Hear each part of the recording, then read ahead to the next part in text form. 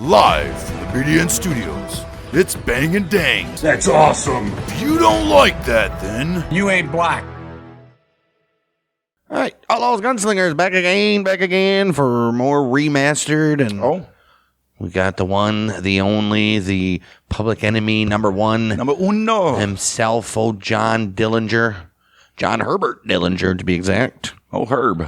He, Come on, Herb or Bert? Neither, they call him John. Johnny boy, Johnny Herb. I got the Dillinger gang, in which he is accused of robbing 24 banks, and we'll go over a few of those in this episode. And 4 police stations as well for some weapons. Yeah, he was also in prison several times and escaped twice out of those prisons, which we'll talk about here too. Well, John, he was born June 22nd, 1903 at 2053 Cooper Street in Indianapolis, Indiana. He was the younger of 2 children born to John Wilson Dillinger, who lived up until 1943, and Mary Ellen Molly Lancaster. She was born in 70 of 1800s and passed away in 1907. Only 37, huh? Well, if you go back a generation, the Dillingers did come to America chasing a better life, as everybody was doing then. Johnny's grandfather, Matthias Dillinger, he immigrated to the United States in 1854 from Gissingen, which is a small village in Wallerfangen, which is part of the Saar region in what was then Prussia. What was Prussia? Prussia is Germany and around there. Yeah. Like so many others who had made the journey at the time, Matthias, he was escaping poverty, but he was also trying to avoid being drafted into military service. Well, back in the States. Old bone spurs, huh? Back in the States. Back in the States, John's parents, John Wilson Dillinger and Molly, got married 23rd of August, 1887. His daddy, he was a grocer. By most accounts, he was also known for being a harsh man as well. Fact, John Dillinger himself would later tell reporters that his daddy believed in strict discipline. He said the kind that summed up by the old saying, spare the rod and spoil the child. Sadly, John's childhood took a hard turn. Early on in his life, he was just almost 4. His mommy dearest died in 1907. That same year, his older sister, Audrey, said, fuck this, I'm out. Married Emmett Hancock. They call him Fred for some reason. And together, they went on to have 7 children. Oh, good for Audrey. Well, Audrey also stepped up to take care of little John for several years after their mother's death. Good for her, huh? So she stuck around, huh? Well, eventually, their daddy, he remarried in 1912 to Elizabeth Lizzie Fields. She was born in 78 and passed away in 1933. Wow. Together, they had 3 more children, expanding the Dillinger family once again. Damn, he had to deal with her passing away, and then a year later, his son. That's crazy. Why? As a teenager, John Dillinger was already showing signs of trouble. Oh, jeez. He was often getting into fights, stealing little things here and there. And people around him started to notice something strange. What was strange? They said he had this bewildering personality, one that could swing from charm to cruelty in a split second. He was even known to bully smaller kids. What he can do? Right. Eventually, he said, fuck school, dropped out. Took a job working in an Indianapolis machine shop.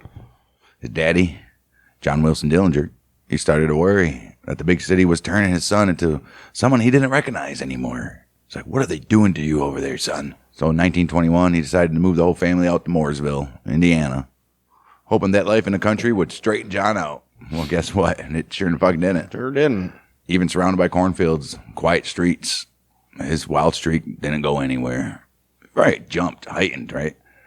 1922. They had nothing else to do. Right, 1922, arrested, auto theft. Whatever was left of his relationship with his daddy, well, that began to fall apart, and it began to fall apart fast. His dad's like, I don't like the direction you're going into, son. Well, by 23, things had spiraled enough that Dillinger decided to try something completely different. So he went and joined the United States Navy. He enlisted as a petty officer 3rd class, working as a machinery repairman aboard the USS Utah. The Utah, isn't that one that got bombed? I think so. Pearl Harbor. Makes sense. A battleship that patrolled the seas for the U.S. fleet. But he wasn't exactly cut out for military discipline, He wasn't? as you would think. Son of a bitch. Just a few months into his service, while his ship was docked in Boston, he deserted. Oh, wow. That move, he got him an dishonorable discharge, marking yet another failure in his young life. It's lucky he didn't go to a court-martial. He probably did, but... After that, Dillinger went back home to Mooresville, where he met Beryl Ethel Hovius. Oh. The two fell for each other, and they got married April 12, 1924.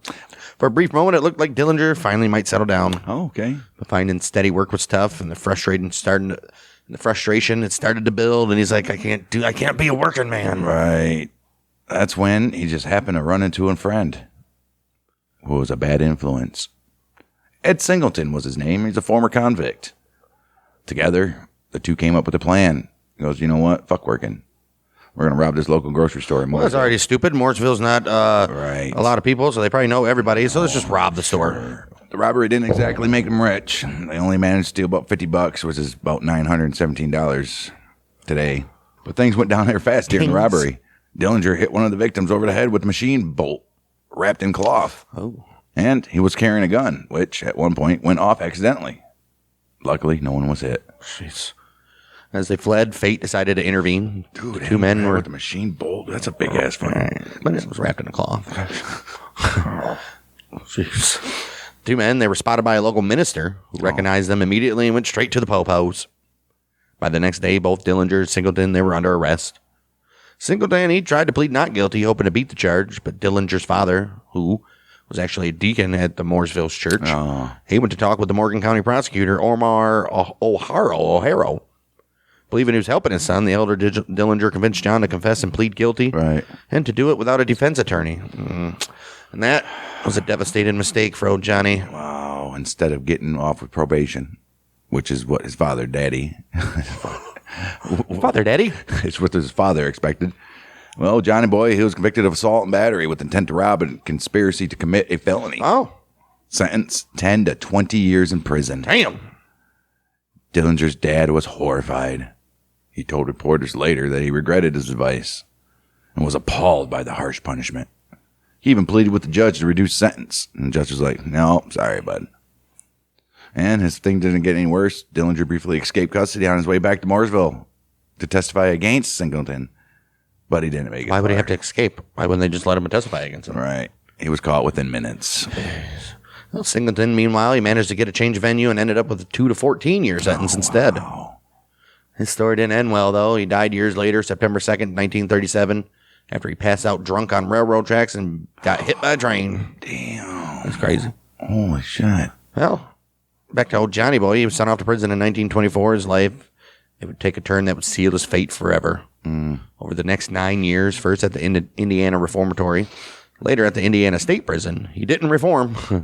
Instead, he became a better criminal. We all know it's PhD and things.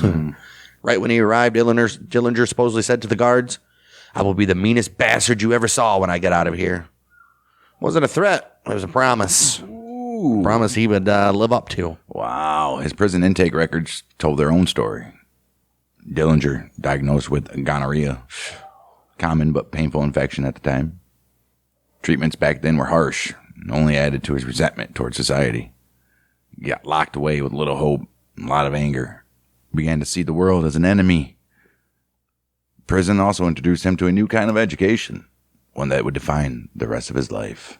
Dillinger became close with a crew of hardened criminals, including some of the most experienced robbers of banks in the Midwest. You have Harry Pierpont, they call him Pete. We'll do an episode on him. You got Charles Mackley. You got Russell Clark. You got Homer Van Meter. Van Meter we'll hear a lot about in this episode. Probably Mackley and Clark as well. These men became his mentors, his professors, if you will, teaching him the tricks of the trade.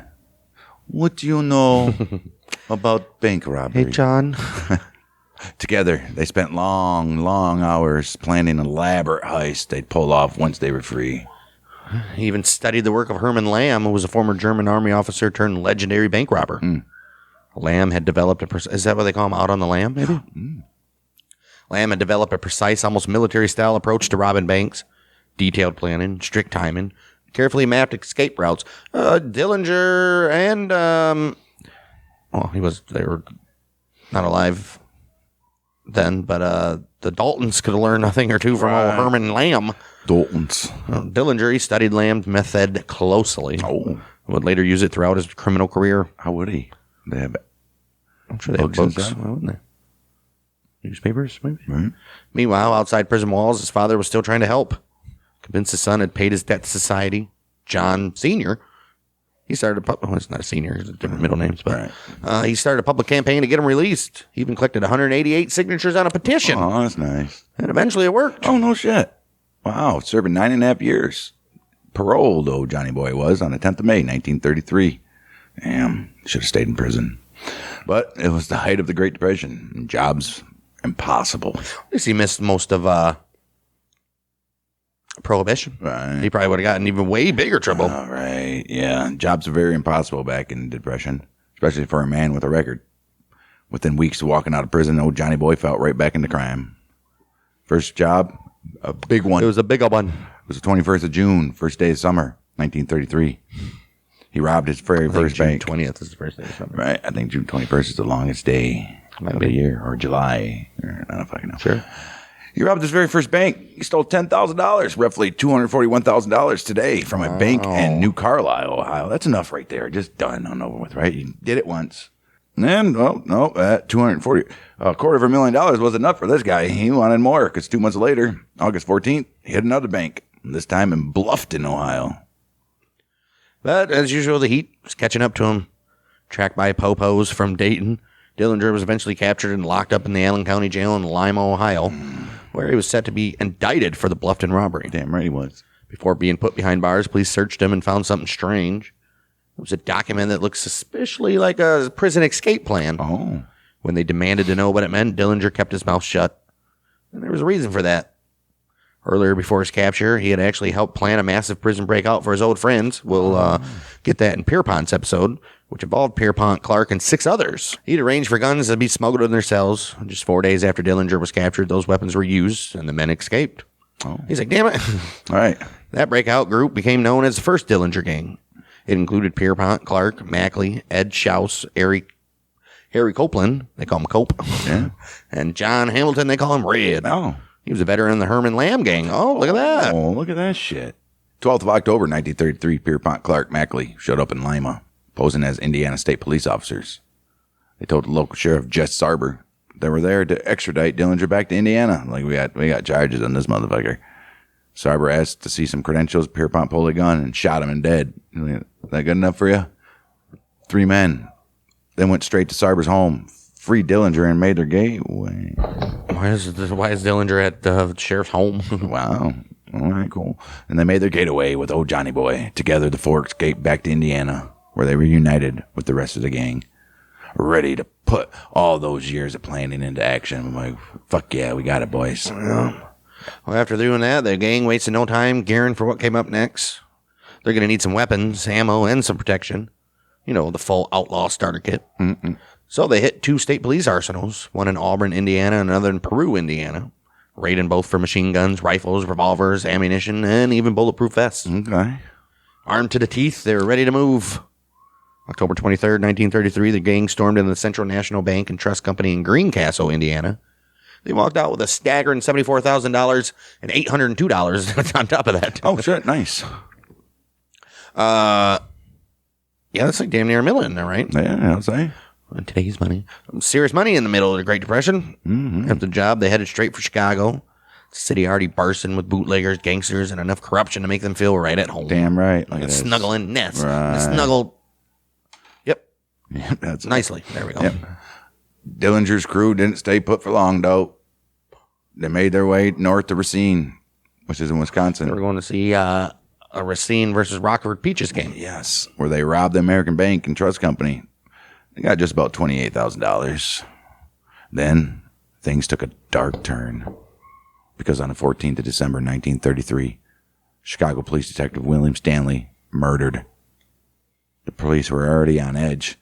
They suspected that the Dillinger gang had robbed the Unity Trust and Savings Bank the day before, making off with another $8,700. That robbery turned out to be the work of another group, though. But by then, tensions were just too high. No trust coming from the popos. Detective Shanley following up on a tip that one of the gang's cars was being serviced at a local garage.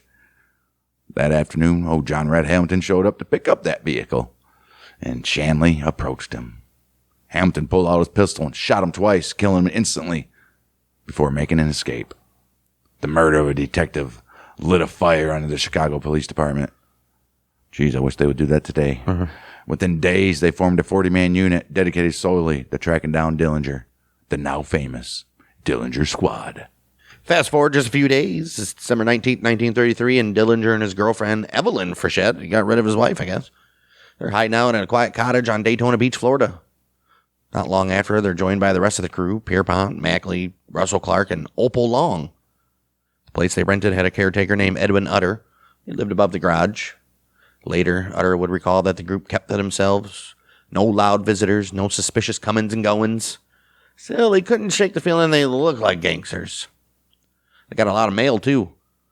Utter said several letters came addressed to Frank Kirtley, who was one of Dillinger's aliases. J.C. Davies was Mackley's alias, and J.C. Evans was his Pierpont's. But after the gang vanished, the letters kept arriving. Since there was no forwarding address, they were all returned to the postman. Utter mentioned there was plenty of drinking, especially at night. Well, yeah. The group stayed there until around January 12th, leaving quietly under the cover of darkness. That departure date, interestingly enough, though, would become a major headache for Dillinger's defense team later on, if he ever stood trial for what would happen next. Just days later came the East Chicago robbery. It's one that changed everything. While Mackley, Clark, and Pierpont headed west to Tucson, Arizona, Dillinger left Florida on January 12, 1934, and met up with Red Hamilton in Chicago January 15th. That afternoon, they hit the First National Bank of East Chicago. This robbery would mark the first time that real deadly violence entered the Dillinger heist, and it would leave behind his only confirmed murder victim. Around 2:50 p.m., 10 minutes before closing time, Dillinger, Hamilton, and an unidentified driver pulled up outside the bank. Their car was parked facing the wrong way on Chicago Avenue, double parked, engine idling. Hamilton stayed in the vestibule while Dillinger strolled onto the main banking hall. Cool as ever, he sat down on a leather case. With a leather case, he opened it and pulled out a Thompson submachine gun. "This is a stick-up," he barked. "Put your hands up and get back against the wall." About 20 to 30 people inside. Bank's vice president, Walter Spencer. Sounds like a bank vice president. Quietly pressed a hidden alarm button underneath his desk. Meanwhile, Dillinger waved Hamilton inside. Hamilton pulled out a small leather bag, began scooping money from the cages. "Take your time," Dillinger said. "No hurry." Well, let's fuck up. But outside, police were already waiting. First officers on the scene, Patrick O'Malley, Horbert Wilgus, Pete Whalen, Julius Schranko. Peeked through the windows and saw exactly what the hell was happening. Bank robbery in progress. One man armed with a machine gun, they say. Sub-variety. Right. Schranko ran to a nearby drugstore to call for backup. Inside the bank, old Officer Wilgus slipped in alone, only to be immediately confronted by Dillinger himself, who took his gun, emptied the bullet, and handed it back with a smirk. "You oughtn't be afraid of this thing," Dillinger joked, motioning into his Thompson machine gun. "I ain't even sure he'll shoot." He's probably not lying. Turning back to Hampton, he said, "Don't let those coppers outside worry you. Take your time. Be sure to get all the dough." Well, more officers began to arrive. Captains Tim O'Neill and Ed O'Neill and Ed Knight, and officers Nick Ranich and Lloyd Mulvihill. They were taking positions around the entrance. None of them seemed to notice the getaway car still double parked outside, its driver sitting there calmly with the engine running. Then Dillinger made his move. He forced Spencer and Wilgus to walk out of the bank ahead of him, using them as shields. Oh, that's best. Officer O'Malley, standing just 20 feet away, saw an opening and fired. Oh. 4 shots that bounced harmlessly off Dillinger's bulletproof vest. No shit. Dillinger shoved Spencer aside, leveled his gun, and shouted, "Get over! I'll get that son of a bitch!" Oh. He opened fire. O'Malley went down instantly. 8 bullets lined across his chest. Dang. Hamilton, trying to cover the retreat, was hit in the right hand and dropped his pistol. Dillinger kept firing until he jumped into the getaway car, which tore off down the street, bullets flying from 2 nearby game wardens who had arrived by chance. No shit. In the chaos, Hamilton didn't even have time to shut the car door. It caught on another vehicle and ripped partly off as they sped away. Whatever. Hey, man, whatever. We don't give a fuck. The car, well, it's a 1934 Ford 2-door sedan, using the same Ohio license plate from their Greencastle heist. Oh, that's not good. Well, it was found abandoned the next day on Byron Street and California Avenue in Chicago. Inside that very bank, out on the street, everyone who saw the robbery, that was John Dillinger. He also shot Officer O'Malley. Fingerprints left behind by Hamilton confirmed his presence as well. Oh, Johnny Boy was officially charged with O'Malley's murder, though some argue that it wasn't even him who fired the fatal shots. Few historians still debate whether Dillinger was even in East Chicago that day at all. Oh, okay. Oh, okay. Oh. Either or, as police pressure mounted once again, the gang skipped town. First headed back to Florida, then made their way to Gardner Hotel in El Paso, Texas. There, they quickly noticed the heavy police presence around town, far too risky for a man with Dillinger's face. Even flirted with going across the border to Ciudad Juarez, Mexico, over the Santa Fe Bridge, but the patrols were too thick. Damn right they were. And they had some cakes. Yeah. So instead, they slipped further south through Texas, eventually crossing into Mexico somewhere quieter. Oh. And from there, they drifted west, settling for a time in Tucson, Arizona. Makes sense. 21st of January, 1934. Tucson, Arizona. Dillinger gang laying low at the Hotel Congress. Quiet little spot. Living it up at the Hotel Congress. It's a quiet little spot. It's a quiet spot where the desert heat hums. It's a quiet little spot where the desert heat hums against the windows. And nobody seems to be asking questions. But that peace, well, it don't last very long. Early that morning, the 21st of January, flames erupt inside the hotel. Fire races through the building, filling the halls with smoke. Guests are rushing out of their rooms, coughing and grabbing what they can. Among them, John Dillinger's crew. They're like, what the fuck? Wow. Well, forced to leave their luggage behind, the gang scrambles out through a window, down a fire truck ladder to safety. Oh, look at that. They reached the street. Gang members Charles Mackley and Russell Clark decided to offer a little thank you to the firemen who helped them escape, tipping several of them $12 each. Oh, no. A generous move for 1934, but one that would soon prove costly. Because when those firemen climbed back up to retrieve the gang's luggage, they got a clear look at several faces. Faces that would later match the mugshots of America's most wanted criminals. Hey, jeez. One of those firemen, a man named William Benedict. Oh, shit. He was flipping through a copy of True Detective magazine just days later when something stopped him cold. So there they were. No fucking way. Mackley, Pierpont, and Ed Schaus. In our little town of Right. Tucson. It's the very man he'd seen that day at the fire. Benedict, he didn't hesitate. He called the po-pos. Investigators traced Mackley's luggage to a bungalow at 927 North 2nd Avenue. On the afternoon of the 25th of January, Tucson police officers arrived at the address. Inside, they found Russell Clark. After a brief struggle, they arrested him. He had about $1,200 in cash on him. From there, things moved fast. Mackley was tailed to the Grab Electric and Radio store on Congress Street. He was going to buy himself a fancy new little radio. Yeah. That's where he designed a radio that could pick up police frequencies. Oh, I like it. He didn't get too far, though. Officers moved in, arrested him on the spot. He had about $794 on him. 9 cents. Right. To nab Harry Pierpont, police came up with a clever plan. They staged what looked like a routine traffic stop, lured him into the police station, and took him completely by surprise. Why would he go there? When they checked his personal effects, they found $99.81 in cash and $3,116.20 on Mary Kinder, who was his companion. Oh. Damn, he put all the money on her because they probably wouldn't have searched her or something. Wow. Well, as you all would guess, there's only one person left. John Dillinger himself. He was captured last, walking right back into the bungalow where Clark had been taken. They searched him. He was carrying $7,175.44. Oh, no. Including banknotes from his infamous robbery at the First National Bank in East Chicago. The serial number is A000919 through A001107. I mean, come on, but that's a little... When the police counted everything up, the money, the weapons, leather bag filled with more cash, $25,000. They also discovered a small arsenal, machine guns, automatic pistols, everything a gang on the run could need. You got protein bars. Catching Dillinger was only half the battle. The next question was where to try him. Prosecutors in multiple states were eager to get their hands on the gang. Bet they were. After a brief jurisdictional tug-of-war, a compromise was reached. Dillinger, he's going to be extradited to Lake County Jail in Crown Point, Indiana, to stand trial for the murder of Officer O'Malley. That's just too far. You know? It's just too much time for something to happen, to get out, escape. Just charge him there. I don't think you can for a murder. Yeah. Maybe. I don't know. Pierpont, Mackley, and Clark, they would be sent to Ohio to face charges for the killing of Sheriff Jess Starber. After trials in March 34, Ed Schaus testified against them, sealing their fates. Oh, wow. All three convicted. Pierpont, Mackley sentenced to death. Clark, he received life. Son of a bitch. Later that year, Mackley and Pierpont tried to escape, fashioning fake pistols out of bars of soap and painting them black with shoe polish. I'll try to escape, too, knowing I'm going to die. And they don't fuck around. They'll hang you. Yeah. September 22nd, guards opened fire. Mackley killed instantly. Oh, fuck. Pierpont was wounded and later executed October 7th. They got his ass. Sure They said, did. we ain't waiting. We're not waiting 20 years. Clark, meanwhile, lived out his life behind bars until his release in 1968, dying of cancer just a few months later, though. As for Dillinger, his extradition to Indiana was as dramatic as the rest of his story. I bet it was.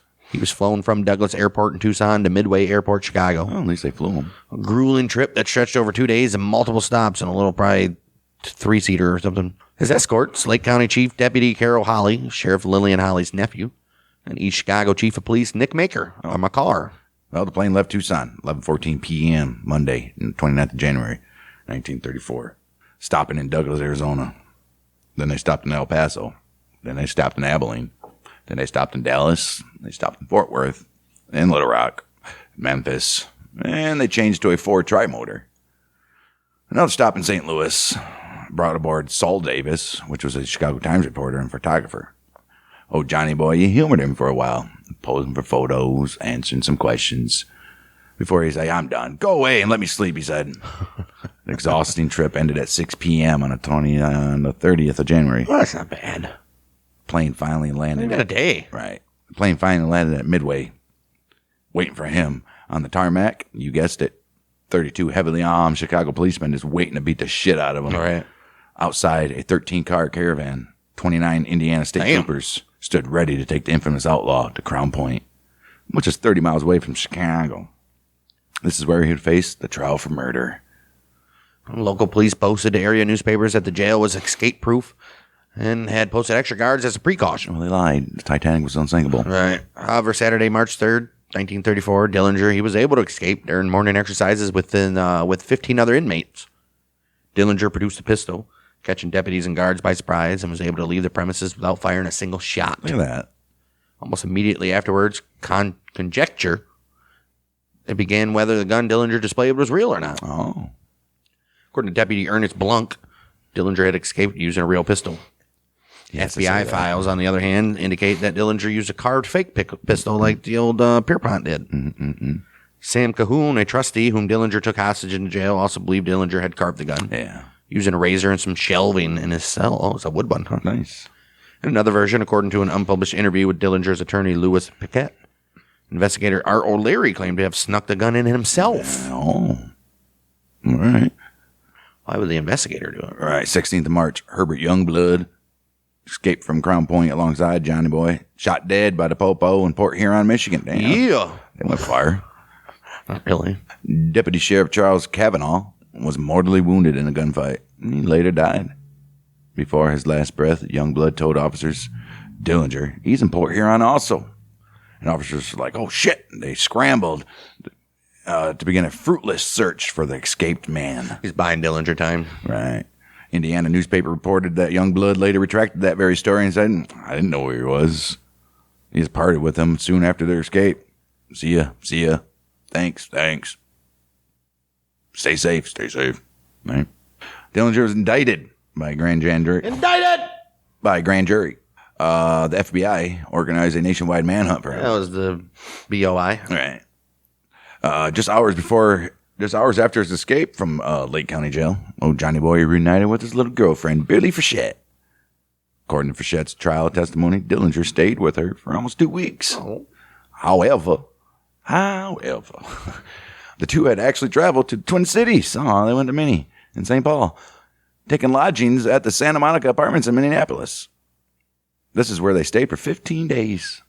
Johnny Boy, he met Hamilton. And the two mustered a new gang consisting of Babyface Nelson's gang, including Babyface himself, Homer Van Meter, Tommy Carroll, and Eddie Green. Eddie Green. Oh, Eddie Green. They call him Eddie Green. They call him Blue. After his daring escape from the Crown Point jail, Dillinger, he was once again a free man and once again on the move. That freedom didn't come quietly. Just 3 days after he escaped, around 9:45 a.m., March 6th, a green 1934 Packard Super 8, Kansas license plate number 13-786, pulled up to the curb outside the Security National Bank and Trust Company in Sioux Falls, Dakota. Inside the bank, a bookkeeper named Mary Lucas noticed the car immediately. Something about it didn't sit right. Just looked over at a coworker and said, if I ever saw a hold-up car, that's the one. You ain't getting. Her friend, a stenographer, laughed, saying she's been hearing too many stories about bank robbers lately. But before they could even get back to their desks, the doors burst open. Dillinger, Nelson, Red, Homer, they were all inside. Within seconds, they had tellers and customers subdued, shouting orders as their Tommy guns filled the air with tension. Hamilton stayed behind the wheel of the Packard outside. He was the getaway driver. Tommy Carroll stood guard in the street, pacing with his Thompson submachine gun in hand. In the street, dude. What? Wow. While inside, old Babyface caught sight of a patrolman, Hale Keith. He was approaching the bank on foot. Without hesitation, Nelson jumped up on cashier's counter, opened fire through the plate glass window. Damn, this motherfucker. Bullets flying through the air, striking Keith in the abdomen, the right leg about 6 inches below the hip, the right wrist, the right wrist, the right arm just below the elbow. Guess what? Just like in the biker stories that we all hear about, he miraculously survived. Nelson reportedly laughed, shouting, I got one, as Keith went down. Meanwhile, across town, H.M. Sobotham, a reporter for the Daily Argus Leader, he happened just to be in the office of Sheriff Mel Sells when the call came in. The Security National Bank was being robbed. This is what we've been. Right. On time. Remember what we worked for, boys. He's right. Sells, he didn't waste a second. He grabbed a machine gun, handed Shoebotham a riot gun, and the two of them jumped into a car, racing towards the scene just 3 blocks away. As they drove, Sells hatched a plan. Across the street from the bank stood the Lincoln Hotel. Okay. He figures if he can get up to the second floor window, he'd have a clear shot at the robbers below. When they arrived, the street was chaos, crowds gathering, onlookers watching from the sidewalk. No shit. In the middle of it all stood Tommy Carroll, machine gun in hand. Every so often, he'd fire a few bursts in the air, keeping the terrified crowd in line. Damn right. Wow. Sheriff Sells backed his coupe into a alley behind the Lincoln Hotel, climbed to the second floor, and took his position. He left the Thompson with Shoebotham below, but the gang, they weren't panicking. Surrounded by bystanders, they made their move. Backing out of the bank slowly, using civilians as cover. No one dared to shoot. The robbers then grabbed 5 hostages and forced them in to stand on the Packard's running boards. Those were Leo Olson, a bank teller, Mildred Bostwick, Alice Bijan, and Emma Nabok. They were stenographers. And old Mary Lucas, who was the one that spotted the car at the first place. Yeah, wow. With their human shields in place, the gang peeled out from the curb. Patrolman Harley Chrisman managed to get a few shots off, hitting the Packard's radiator. Oh, wow. Steam began pouring from underneath the hood as the car roared down the road. Moments later, they nearly collided with 2 horse-drawn milk wagons. Oh, Johnny Boy swerved, narrowly avoiding disaster. A few miles later, he released Olson, then made the remaining women squeeze into the already packed car, crammed with gang members. Extra few cans. Well, you're not going to need those. You're going to need some water. Right. Some guns and some loot from the bank. Old Billy Conklin, who worked at the Wilson service station on South Minnesota Avenue, he said he saw that Packard speeding on by, smoke billowing out the front. Thinking it was on fire, he ran to grab a fire extinguisher. But as he approached the car, one of the robbers yelled, "Get back in there!" And the Packard finally began to sputter. Oh, it got its radiator shot. Yeah, the radiator's done fucked. It began to sputter outside of town, giving 3 police cars time to catch up. 2 miles outside the Lakeland farm, the gang stopped, jumped out, forced their hostages to form a human circle around them. Then they opened fire on the pursuing officers. That's dangerous. Squad cars, they retreated under heavy gunfire. After holding off the police, gang, they hijacked another vehicle, which was a car belonging to Alfred Mush, a local farmer. They transferred their gas cans, cash, weapons into his Dodge and sped off once again. Hey, look at that shit. Good for them. They don't forget that gas. 10 miles outside of Sioux Falls, they released the remaining hostages. They're eventually picked up by a passing motorist and driven safely back to the bank. Police scoured the highways by ground and by air, sweeping a 50-mile area south and east of Sioux Falls, searching for any trace of the gang. Reports came in that the men had ditched the Dodge for a big Lincoln. They wanted to drive that big old Lincoln a few miles northwest of Schindler's List. Schindler's Lisp. Right. A few miles northwest of Schindler. Authorities in St. Paul, they put 20 police cars on the road, patrolling every possible route into the Twin Cities. But it wasn't I don't enough. think they're going back to the Twin Cities, bud. I wouldn't if I was them.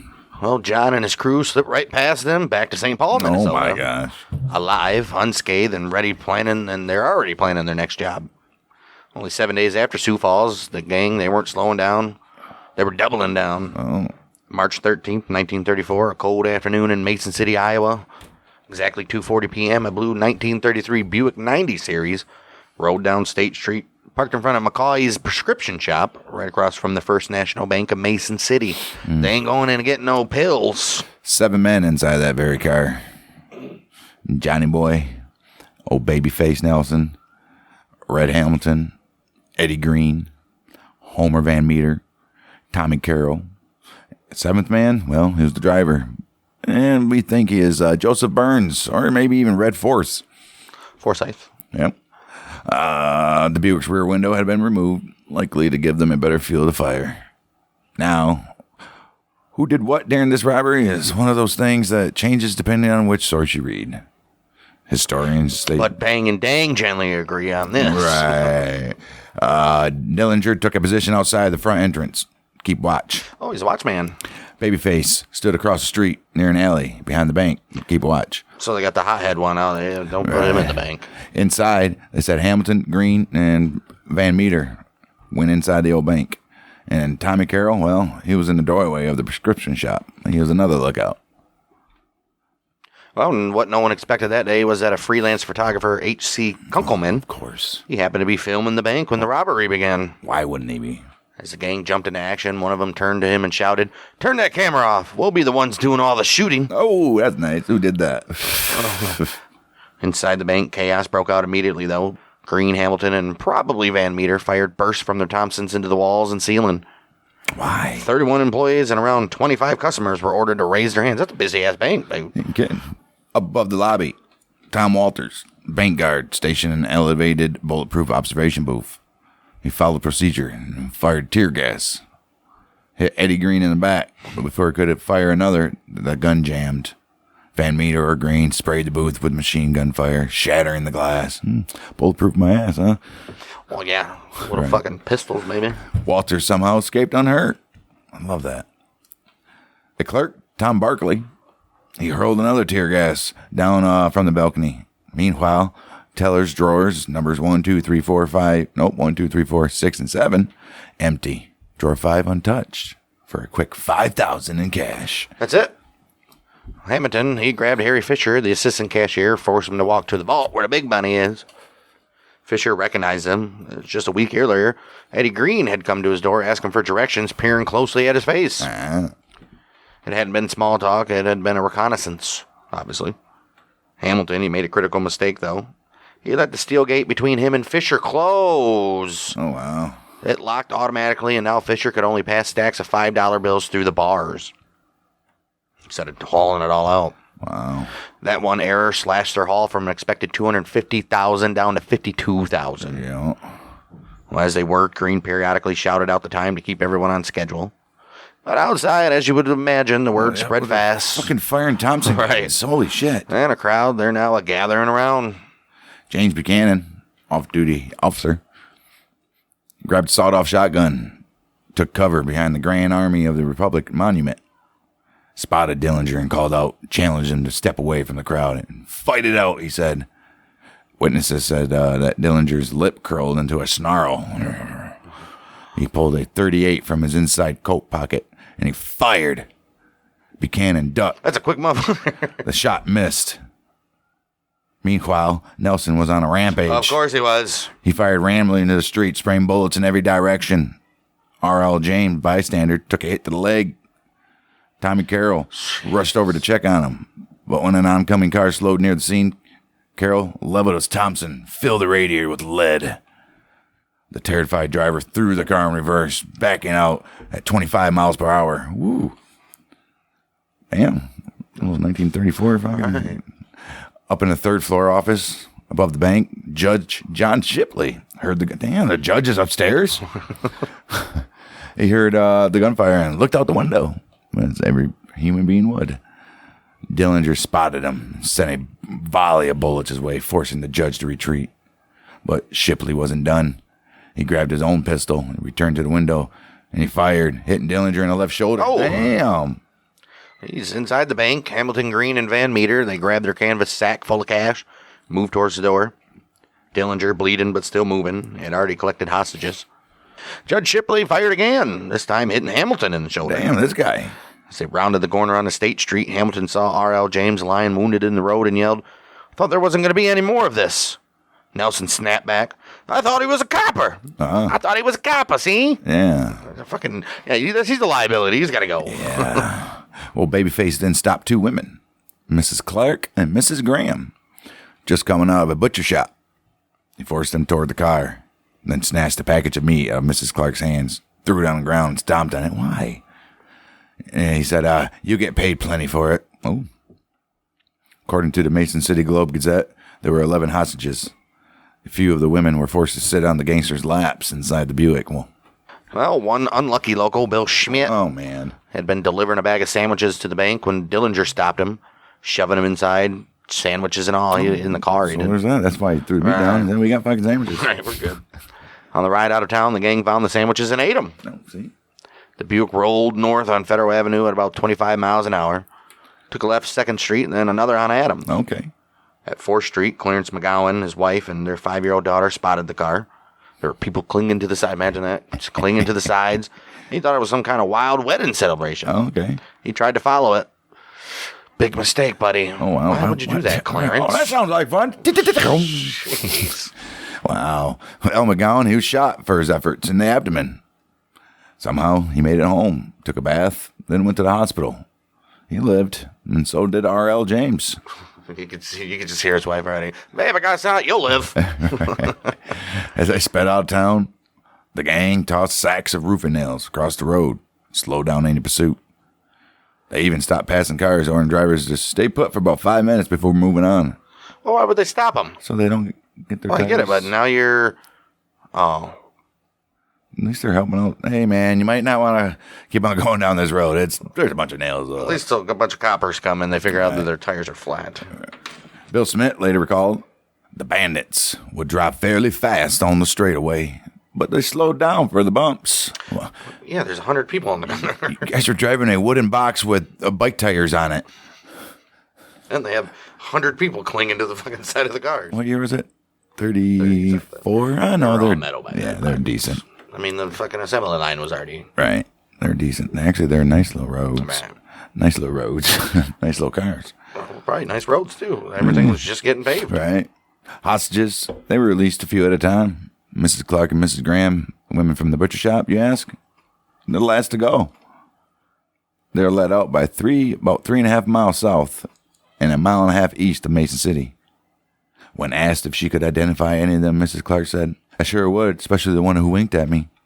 That night, Popo's found the Buick 4 miles south of town in a gravel pit. 2 more cars had been waiting there, getaway vehicles with drivers ready. How they know that? Tracks. Tracks. Back in St. Paul, the wounded gang, they regrouped. Eddie Green showed up at the Green Lantern Tavern, run by Pat Riley, a small-time associate. Green, he asked Riley if he knew where to find Dr. Nels Mortensen, who was a physician in St. Paul. When Riley got in Green's car, he found Dillinger and Hamilton in the back seat, both shot in the shoulder. Dillinger, he looked pale, dizzy, and nauseated. He was like, "I'm losing a lot of blood here, man." Right. They drove to 2252 Fairmount Avenue, in Mortenson's home. Doctor answered the door, in his night clothes, examined both men. I don't know, willingly but he did. He was an associate, they said. Right. He told them the wounds, they're not serious, boys, calm down. But he didn't have his medical bag with him. It's like a video game. Now I gotta go retrieve his medical bag to save John Dillinger. Right. But the thing about my medical bag is I left it in one of the cells in the jailhouse. Which is heavily guarded. Oh, jeez. Mission, new mission. Right. When they said they had liquor, he told them to go home, take a stiff drink, and come by his office the next day. Drink the pain away, boys. All right, guess what? They said, fuck that. They never came back. Riley was dropped off at the intersection of Snelling and Selby, and Green gave him $5 for his trouble. Oh, that's not bad. It's about $50. Yeah. By early 1934, Dillinger and his companion, Billy Frechette, They were living life on the run. Oh, they always have been. Right. They were trying to play the part of an ordinary couple, though. Oh. Tuesday, March 20th, they moved into the Lincoln Court Apartments in St. Paul, Minnesota. Yeah, this is another shootout. Well, they didn't leave fucking Minnesota. To the world, they were Mr. and Mrs. Carl Hellman. Okay. Tucked away quietly in apartment 303. Well, they still don't know what he looks like? I guess not. Well, I guess that works out. But beneath the calm exterior, Dillinger's criminal career was about to collide head-on with the law. Damn.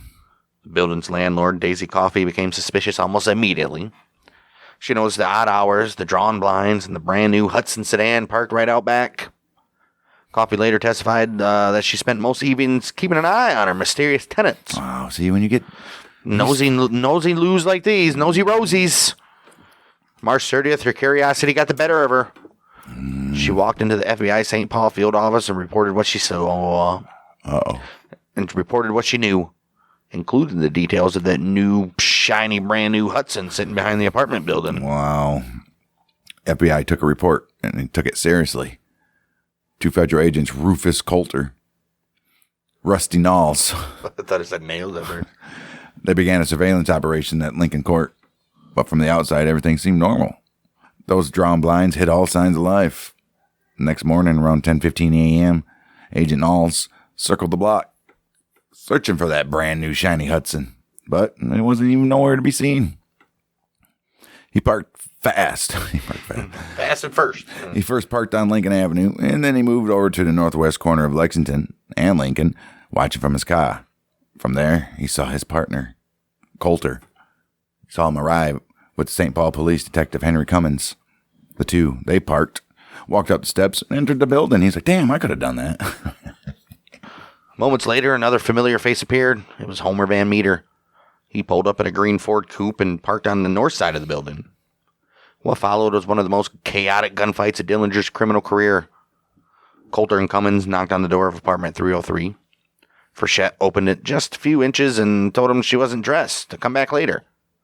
Coulter replied calmly that they'd wait. After a couple minutes, he went downstairs to the caretaker's basement apartment to use its phone. Lewis and Margaret Medlinger, the caretakers, they watched as he called the bureau and returned upstairs. Oh, wow. Wow, when Coulter came back, Van Meter suddenly appeared in the hallway. Is your name Johnson, Van Meter asked? Coulter replied, nope. As Van Meter tried to continue down the stairs, Coulter pressed him for a name. I'm a soap salesman, Van Meter said. Where are your samples? Coulter asked. They're in my car. Got any credentials? Nope, Van Meter says, and he kept on walking. But as soon as Coulter followed, the gangster spun around and opened fire. He said, oh, fuck you. In the hallway.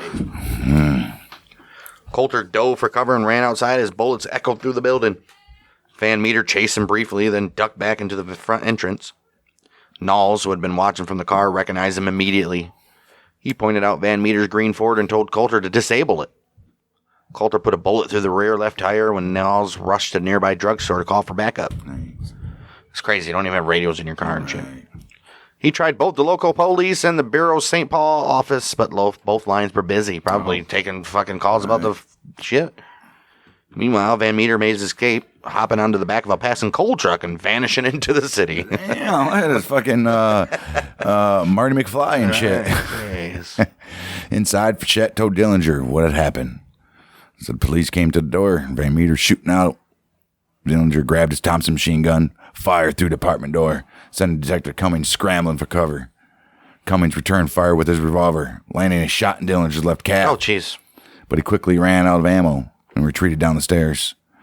As soon as gunfire stopped, Dillinger and Frechette bolted, rushing down the back stairs, out the rear door, into the Hudson sedan that was hiding in plain sight, I guess. With seconds, they're gone. After the shootout, the pair headed straight for Minneapolis to see their associate, Eddie Green. Leaving everything in that apartment, too. Right.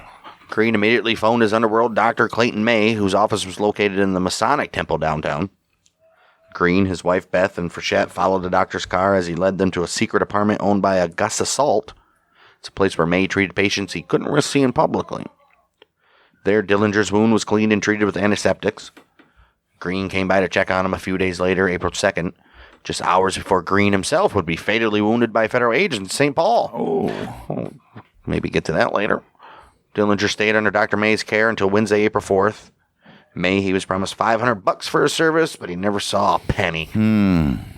Wow, once Dillinger was well enough to move, he and Frechette, That's what he says anyways. Right. He and Frechette, they drove to Mooresville, Indiana to visit Dillinger's daddy. On Friday, April 6th, they spent time reconnecting with his daddy. They can never, just like Bonnie and Clyde, couldn't leave the family out of it. And especially his half-brother Hubert.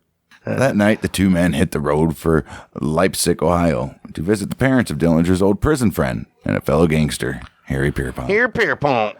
But the Pierponts weren't home, so around midnight, the Dillingers turned back toward Indiana. Damn, bud. What are the Pierponts doing out around midnight? Like, I'm bored. You want to drive to Ohio? Right.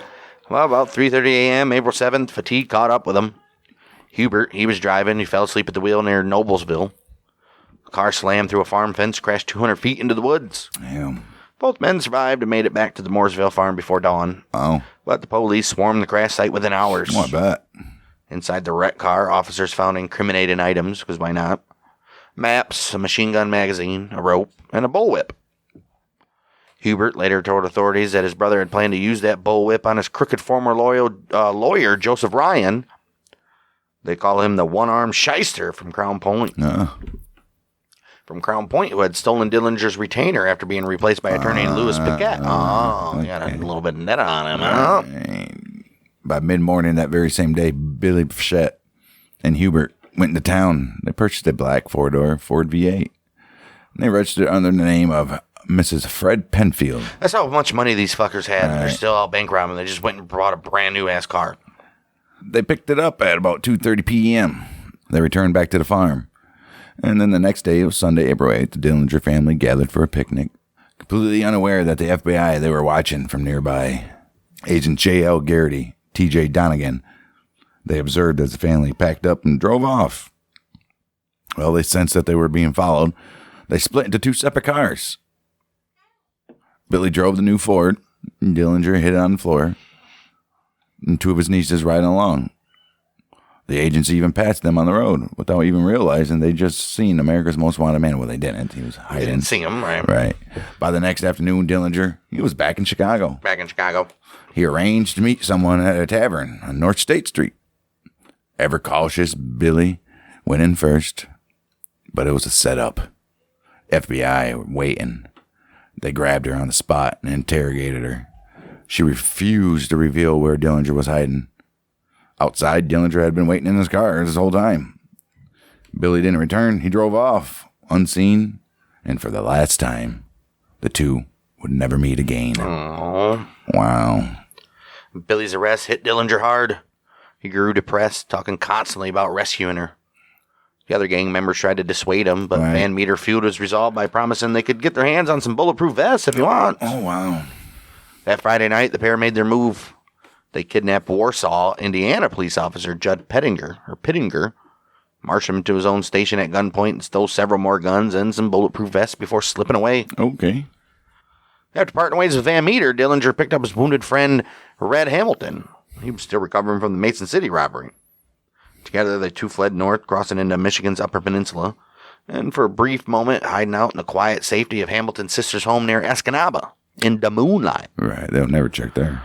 But by then, Dillinger, he was already running out of places to hide, and time was quickly running out on him. It's the early morning hours, April 20th. Everybody's lighting up their balloons and about to get high. 1934, the air still cold up in northern Wisconsin in April. You know? Damn right it is. It's going to be that way for about another month or two. Tucked among the pine trees of the Manitowoc Waters sits a cozy little quiet spot called Little Bohemia Lodge. Oh. At first glance, it looks like any quiet Northwoods getaway. That morning, it's about to become the stage for one of the most famous standoffs in outlaw history. Uh-oh. Very early that day, Homer Van Meter, he arrives first, along with Marie Comforty, known as Mickey, and also Pat Riley's tagging along. Nice. They were greeted by the lodge's owner, Emil Wanatka. He just opened the place about 4 years earlier. Soon after, old Johnny Boy himself shows up with John Red Hamilton and Pat Sherrington. Oh. They're coming in by way of Sault Ste. Marie. Oh, nice. Michigan. That's far. Then old Babyface Nelson and his wife Helen, they arrived from Chicago. Yeah, dude, they're traveling. All right. Finally, Tommy Carroll and Gene Delaney, they rolling last. It's like a gangster reunion in the middle of the woods. Damn. Fuck yeah. A bunch of wanted men. Right. First night there, according to Pat Riley, things were surprisingly normal. He said that he, Carol, Nelson, Dillinger, and the owner, Wanaka, they sat around playing cards. It was hearts that they played until about midnight. And after that, Riley headed to the bar while the others went off to their rooms. Hamilton, Charrington took the end room on the left upstairs. Across the hall, Van Meter and Mickey Conforti. Tom Carroll and Gene, along with Nelson and Helen, they stayed in a small cottage off to the right of the driveway. Dillinger, he had a room upstairs on the left, right at the top of the stairs in the main lodge. Old Pat Riley, he later told federal agents that Van Meter mentioned Dillinger's room had 2 beds, and that the 2 men would share it. Riley recalled walking into the room to find Dillinger stretched out on the bed to the left, reading quietly. He had a bottle of whiskey on the nightstand. When old Pat came in, Dillinger set his magazine down, didn't say a word. Old Pat noticed the .45 automatic tucked under Dillinger's pillow. Dillinger took a slow drink of his whiskey, and Pat locked the door, turned out the light, crawled in the bed on the right. Even then, the law was closing in. Dillinger seemed completely at ease. He's in the middle of the woods, so he didn't think nobody's going to find him. Right. Well, the gang, they had promised the Wanakas, Emil and his wife Nan, that they wouldn't cause any trouble. But to keep control, they kept an eye on the couple every time they made a phone call or left the property. They were polite, but clearly suspicious. The wife was. Mm-hmm. That didn't stop Nan, though. She and her brother managed to slip away from Nelson, who was tailing them, and got word out. Oh, no. They mailed a letter to the U.S. Attorney's Office in Chicago, warning that the Dillinger gang was holed up at Little Bohemia. Oh, man. What a dumb bitch. A few days later, a team of federal agents, that's their problem. They stayed there for too long. Right. A team of federal agents led by Hugh Clegg and Melvin Purvis, they made their approach in the early morning hours. The lodge was quiet when they arrived, as you would assume. 2 watchdogs began barking, but the gang didn't think much of it. They were used to them going off whenever Nan came or went. And that's where everything went wrong. The agents accidentally opened fire on the wrong people. Oh, shit. They shot a local resident and 2 innocent civilian Conservation Corps workers who were just getting ready to drive away. Oh, wow. It was a tragic mistake, but it also gave away their position. Mm-hmm. The Dillinger gang woke up to gunfire. A short, chaotic shootout followed, and despite the agents' best efforts to surround the lodge, the entire gang managed to escape in different directions. Jeez. I don't think they had very good efforts at all. Right. 3 days later, 23rd of April, Dakota County Sheriff J.J. Dunn, he got a call about 3:40 a.m. from the Department of Justice. Word was Dillinger gang might be headed his way in a Model A Ford with Wisconsin plates. 92652 were the plate numbers. Dunn quickly put together a posse that included Deputy Sheriffs Joe Hainan, Norman Dieters, and Larry Dunn, along with the Hastings night policeman Fred McArdle. 6 hours later, it was 10 a.m. The car was spotted entering the city from the south on Highway 3.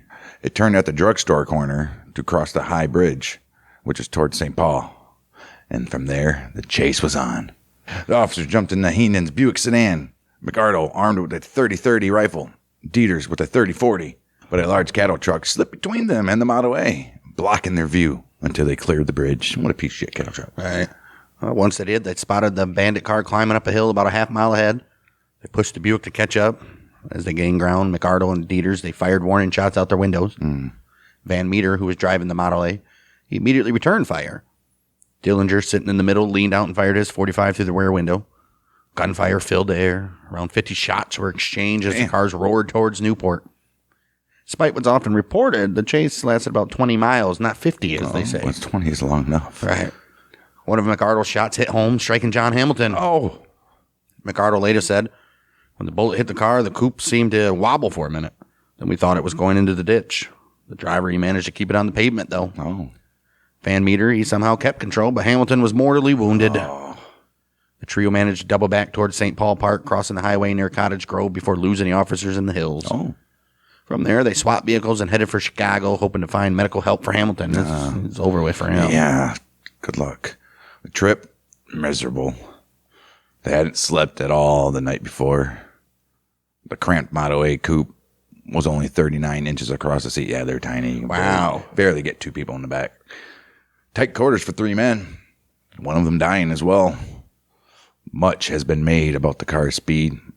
Its top speed about 45 miles an hour. Back then, the poor headlights and narrow roads Van Meter wouldn't have gone much faster than any car. He'd probably been driving he probably wasn't even doing 45. Right.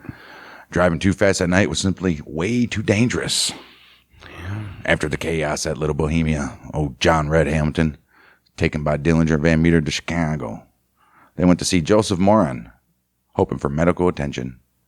Well, Moran, however, refused to treat him.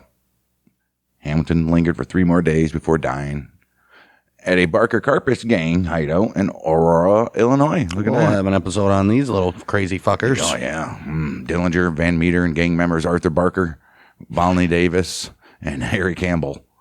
They buried him in Oswego, Illinois, marking another grim chapter in the gang's trail of violence. This is leaving dead bodies and bullet holes behind. Well, by early May, Dillinger had shifted his focus closer to home. May 10th, he paid a visit to Fred Hancock at the Shell filling station on East New York Street in Indianapolis. Oh. That's where Fred and his brother Hubert worked. Fred recalled the meeting in detail. He says a man in overalls wearing glasses and a sleeveless jacket knocked on the window by the kerosene drum. At first, Fred did not recognize him, but once he got a closer look, he realized it was old Johnny. Dillinger handed him 4 packages totaling $1,200 in cash, instructing Fred to deliver the money to his family members. $500 for his granddaddy, $500 for his mama, $100 for Hubert, and $100 for old Fred himself. Man, look at that shit. That money, mostly in 1s and 5s, with a few, you want any 5s with that? Right. With a little few 10s mixed in. It was intended to support his family while he was hot from recent events. Okay. Which included the little Bohemia shootout, obviously. All right. Fred carried out Dillinger's instructions, including using his $100 portion for his daughter's eye treatment. Uh-huh. While the larger sums went into an attorney connected to Dillinger's case. So, hey, whatever. Fuck yeah. Meanwhile, the FBI was watching, and they were watching closely. Agent Whitson observed the same Shell station that very day. Around 3:45 p.m., he spotted a stranger near the kerosene drum who matched Dillinger's description. Blue overalls, brown vest, blue shirt and tie, spectacles, a ruddy complexion, and the stubble of a beard. The man carried a pint milk bottle wrapped in newspaper. Whitson followed him discreetly as he walked south on LaSalle Street and then west on Washington, keeping him in sight, but never confronting him directly. By the time he reached the intersection, the stranger vanished. Later that very month, violence struck again, because on the 24th of May, Van Meter reportedly killed East Chicago patrolman Francis Mulvihill and Martin O'Brien. Damn. When they attempted to pull over the gang.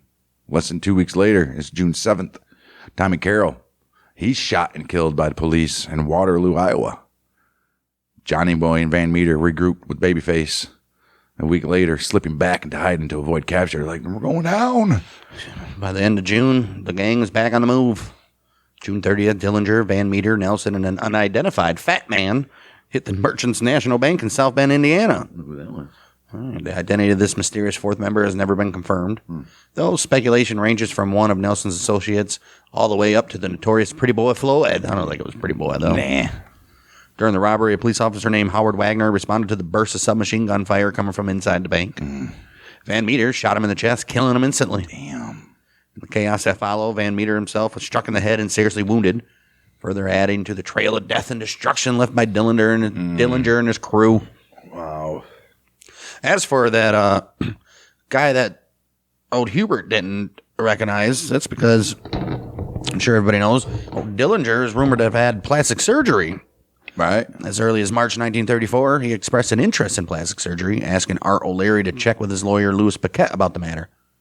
By the end of April, Paquette visited his old friend, Dr. Wilhelm Lozer, who was a Chicago physician who had been convicted under the Harrison Narcotic Act in 31. Fuck yeah. And paroled in late 32 with Paquette's assistant. Nice.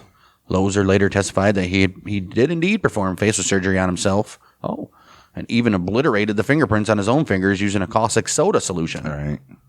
Paquette arranged the procedure for Dillinger, agreeing that the total cost would be $5,000, $4,400 divided among Paquette, Lozer, and O'Leary, and another $600 to Dr. Harold Cassidy, who would administer the anesthetic. $600 for that? The surgery was scheduled to take place at the home of Paquette's friend, 67-year-old James Probasco, at the end of May. Got any Probasco sauce? Give me that Probasco.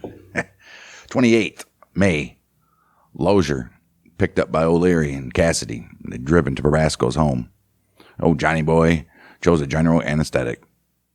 Lozier later recounted that Dillinger wanted several face changes, removal of warts and moles on his forehead, depression of the nose filled in, a scar on their upper lip excised, dimples removed, and the corners of his mouth drawn up so it looks like he's smiling. Fucking Joker. During the procedure, an overdose of ether caused Dillinger to stop breathing, and he turned blue. Damn. Lozier intervened, pulling Dillinger's tongue and applying pressure to his ribs until he gasped and resumed breathing. Damn, that's how you do it. Yes. The operation continued under local anesthesia, with Lozier removing moles, making incisions in the nose and chin, and adjusting the cheeks as requested. All right. A few days later, June 2nd, Paquette informed Lozier that additional work was needed and that Van Meter now wanted the same procedures, including the fingerprint alterations. The fingerprint process involved a mixture of nitric and hydrochloric acids, burning them all. Mm-hmm. June 3rd, Lozier and Cassidy worked on Dillinger and Van Meter simultaneously, alternated them between the sitting room for work done upright and the bedroom couch for work requiring them to lie down.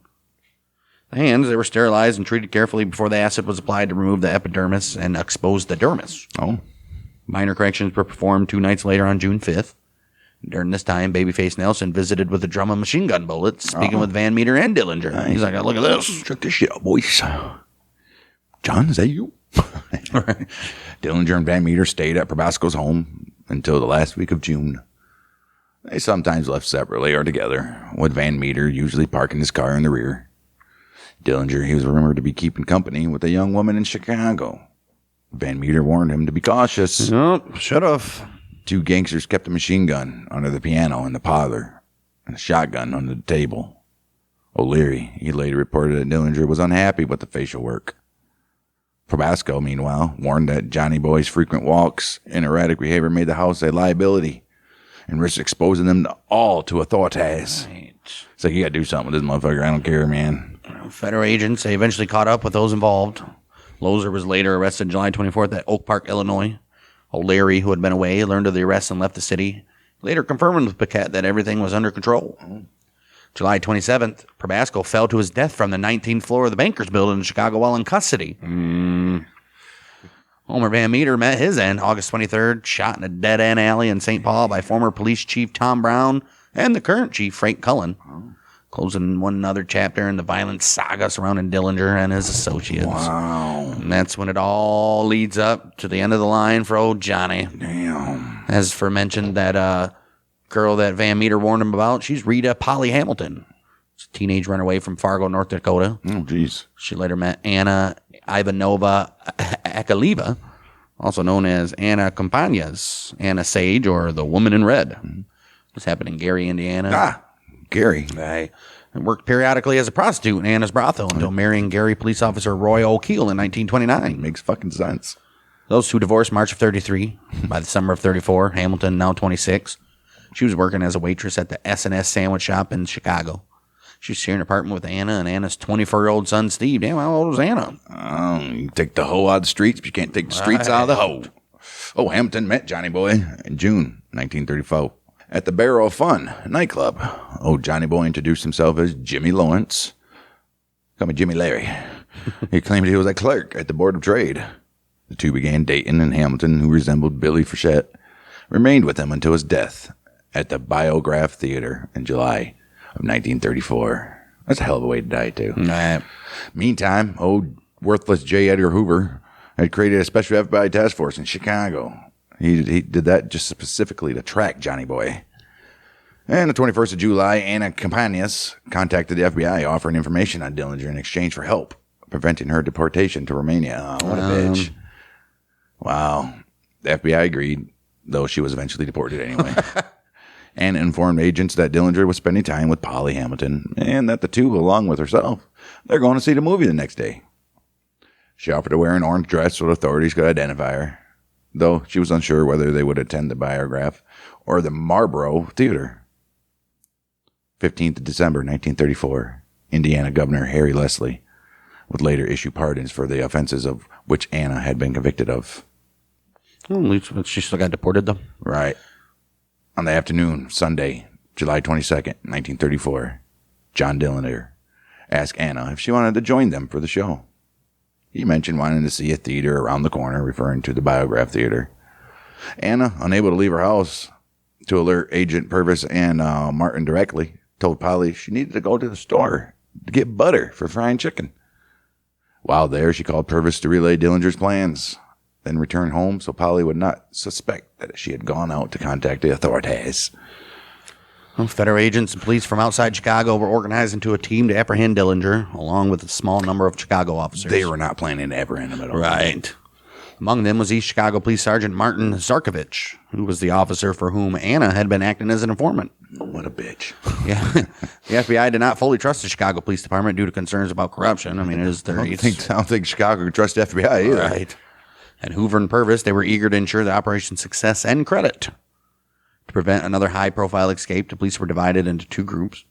One team went to the Marlboro Theater on the west side, while the other surrounded the Biograph Theater at 2433 North Lincoln Avenue on the city's north side, setting the stage for that final bloody confrontation. At approximately 8:30 p.m., July 22nd, 1934, Anna, Polly, and Johnny, they were seen entering the Biograph Theater, which was showing the crime drama Manhattan Melodrama, starring Clark Gable, Myrna Loy, and William Powell. Clark Gable, huh? Mm-hmm. During the stakeout, the theater manager mistook the federal agents for criminals preparing a robbery and called the police. The responding officers were quickly waved off when the agents clarified they were conducting a stakeout. And an important one, too. Right. When the movie ended, FBI agent Purvis stood by the theater's front door and signaled Dillinger's exit by lighting a cigar. As Johnny Boy walked by, he reportedly turned his head to look directly at Purvis, glanced across the street, and moved ahead of his female companions. He reached into his pocket but failed to draw his Colt M1903 and ran into a nearby alley. Damn, this dude was smart. Some accounts suggest that John ignored commands to surrender and pulled his gun as he headed for the alley. The agents had already secured the alley, and 3 men fired as Dillinger ran. Clarence Hurt shot twice. Charles Winstead shot 3 times, and Herman Hollis shot once. Dillinger was struck from behind and fell face first to the ground. Dillinger, he was hit 4 times in total. 2 bullets grazed him. One caused a superficial wound to the right side, and the fatal shot entered the back of his neck, severed the spinal cord, passed into his brain, and exited just under the right eye, cutting through veins and arteries. An ambulance arrived, but it quickly became clear he died from his wounds instantly, probably. That next shot, anyway. He was pronounced dead at Alexian Brothers Hospital. Investigators... There's just brothers running out like a hospital. Investigators reported that Dillinger died without saying a word. Winstead was later believed to have fired the fatal shot and received a personal commendation from J. Edgar Hoover. Yeah, he was like, here's some pictures of me in women's clothes. 2 female bystanders were also wounded, Teresa Paulas and Etta Natalski. The latter having been struck when Dillinger bumped into her just as the shooting began. Natalski Guys was are reckless. Right. Natalski, she was taken to Columbus Hospital for treatment. That's ridiculous. They're so happy they shot a guy in the back. Right. Well, that's exactly what happened to Babyface Nelson, too. We'll get to them. All right. Dillinger's death, approximately 10:40 p.m., came just 2 months after the killings of Bonnie and Clyde, marking the end of one of the most infamous criminal careers of the Depression era. Witnesses later described scenes of macabre fascination as people dipped handkerchiefs and skirts into the blood pooling in the alley. Fucking weirdos, dude. Seeking keepsakes from the manhunt that had captivated the whole nation. John Dillinger's body was available for public display at the Cook County Morgue. Why? An estimated 15,000 people viewed the corpse over a day and a half. That's why. As many as 4 death masks were also made. Dillinger is buried at Crown Hill Cemetery in Indianapolis. John Dillinger's gravestone has been replaced several times because of vandalism by people chipping off pieces as souvenirs. Yeah, and that's the story of the most infamous 1930s gangster in American history, huh?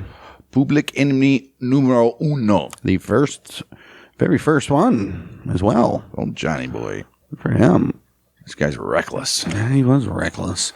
That's Dillinger went out like he lived. Right. Reckless. Next month, though, on our remastered series. You want to talk about reckless? We're gonna have Babyface Nelson. This dude is reckless. Dang. Reckless. And you want to talk about getting shot in the back? Right. That's what they do to this guy. Another case of did the police execute him? Right. Who was that one guy? John Ashley, right? Right. Right? John Ashley? I think it was John Ashley. Remember they had him in cuffs Mm. and fucking killed him? Yeah. That's basically what's going to happen to old Nelson as he's running through the cornfield, and they caught up to him and purpose fucking said kill him, basically. So we'll get to his story next month, but next week we got another serial killer for you guys. Ooh. It's going to be somebody who killed serially. Murder. Ja Rule. Yeah, and then we'll round it back. We'll start beginning of November. We'll start the Colombo family, the last of the 5 families of the mafia. Finally, on the last of the 5 families. So in another year, we'll be done with them. Right. And yeah, we got it all right here. So make sure you're subscribing, commenting, sharing with your friends. You can leave us a review and all that other stuff. We'll see you next week for a serial killer to be determined. That's his name. And yeah, see you next week from our Outlaws Gunslingers. Mother Michigan. Bang, dang.